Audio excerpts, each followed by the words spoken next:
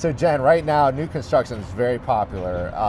And one thing that we see often is we get calls, they're like, our taxes have gone up so much with new construction. Can you explain why is that? Yeah, so new construction, or honestly, I mean, new construction is the one that gets hit the hardest, Yes. right? So new construction, they're calculating the taxes off of the land value, not what the house value is. Now, we're gonna talk new construction, but let's talk about everything, right? So it's Okay. not just that. So when you buy the house, that last person that bought that house was $200,000, right? And their taxes are $2,500.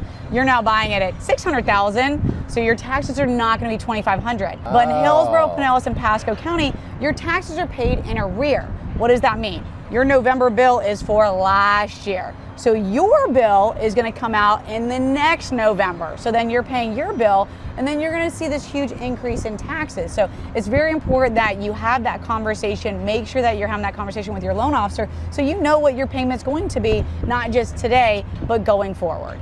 That's huge because it's not the $2,500 Right. based on the $200,000 sales price. Right. It's, $6,000. yes. $6,000 Which could on the mean a big $600,000. difference. It's a huge difference. So I usually use between 1 and 1.25% of the purchase price, depending on homestead, investment, all that good fun stuff. But that's a good rule of thumb to use. And while we're talking about that, what are taxes based on? Is it the assessed value or is it the appraised value? What is it based on? Great question. So it's the assessed value. So the Hillsborough County, so we're talking about Hillsborough County because most of our business is in Hillsborough County, right? So they're going to go out, they're going to assess the property. People say, how quickly do they do that? I have no idea. Sometimes it takes them a month, sometimes it takes them 3 years, but they're supposed to do it pretty quickly, depending on how overloaded they are. But they're gonna come out, they're gonna assess the value, and then they're gonna give you any of the discounts that you have. Homestead exemption, any VA disabilities, if you're married, you have multiple people. So those are all the different adjustments that are gonna have on there. I've been doing this 25 years, so I already know what those are gonna be. So when we're having that conversation, I'm baking that in, I'm having those conversations with my client, so that way they're not surprised next year. And is the assessed value what the home is worth?